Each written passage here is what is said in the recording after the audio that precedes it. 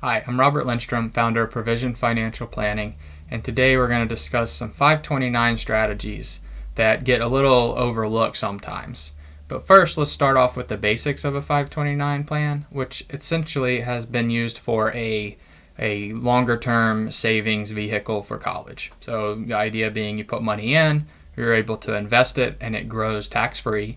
And as long as you use the money for qualifying expenses, when you take it out, there is no tax or penalty. You can still do all that. It's still a wonderful tool to use, and there's nothing that says you can't do that. But we're going to talk about a few other strategies that apply to different scenarios. The first thing to note, though, everything we're talking about today is in the state of Maryland.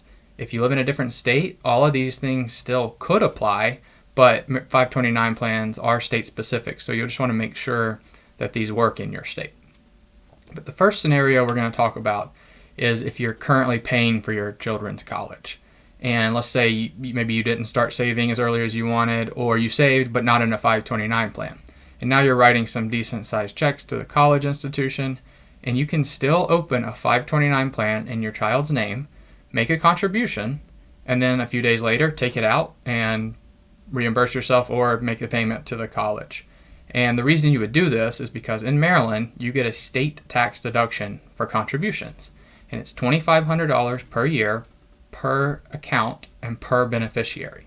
So if you take a couple with 2 kids, they can actually do $10,000 of a state tax deduction. Dad puts in $2,500 each, and mom does the same, and that's how you get $10,000 on your state tax return.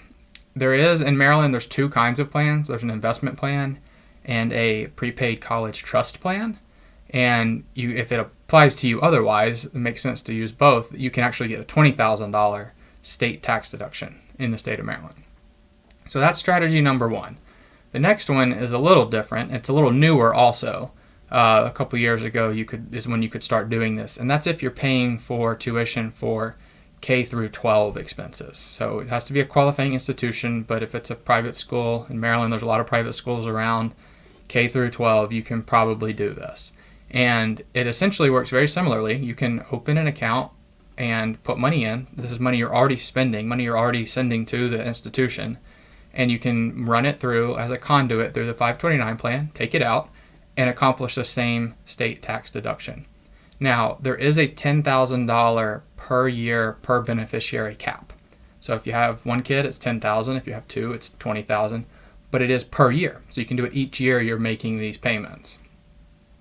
And that brings us to the third strategy, which is very new. It's a part of the Secure Act, which was signed into law late 2019, primarily affected retirement issues, but it did have this provision that allows 529 plan money to pay for student loan expenses, which is principal and interest of your student loans.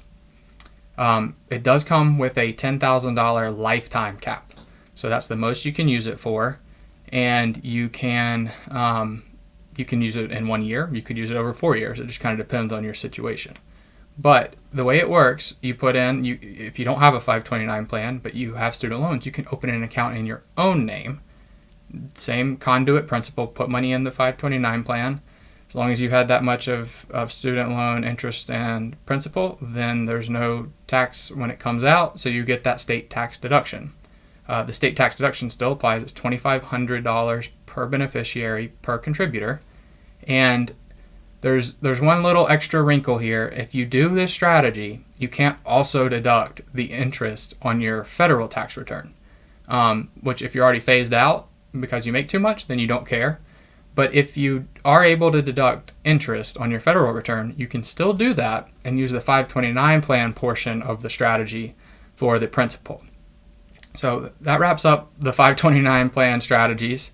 I hope it was helpful. If you want to learn more about things like this and other topics, you can go to www.provisionfinancialplanning.com. Check out our resources page. We have some webinars on there. And other than that, see you next time.